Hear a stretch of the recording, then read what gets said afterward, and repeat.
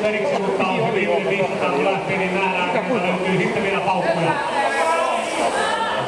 Ja Vesa Marila on myöskin nostamassa nyt tahtia siihen, että vielä haluaa haastaa jopa kirkkaampaa mitalia itselleen. 6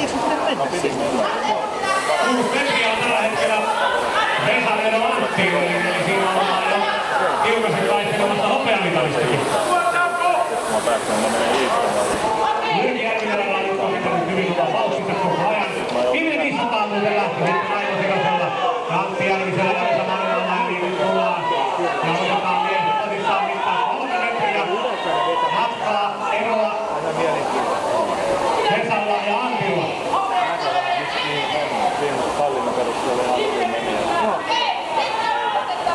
Kaksi metriä. Vesa Marila haastaa nyt kyllä tiukasti itselleen. Hopeaa. Antti Järvinen laittaa kyllä kampoihin, mutta miten käy?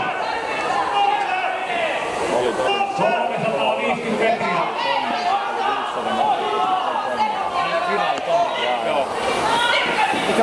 Se on tyytyväinen omaan.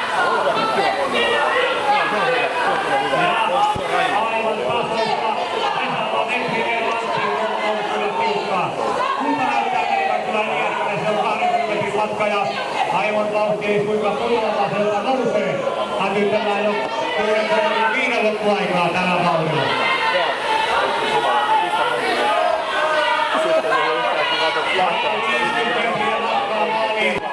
Ja hopeasta käydään kamppailu.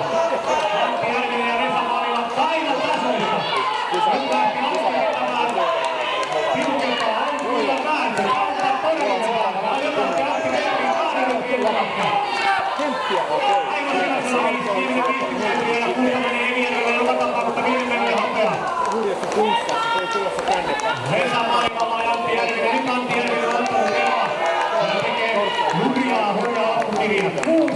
35,6 erittäin kova aika. 6.39,6.40.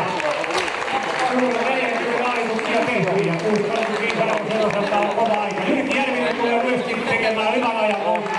7 eli alle 6.50. 30 vuotta komea kisa.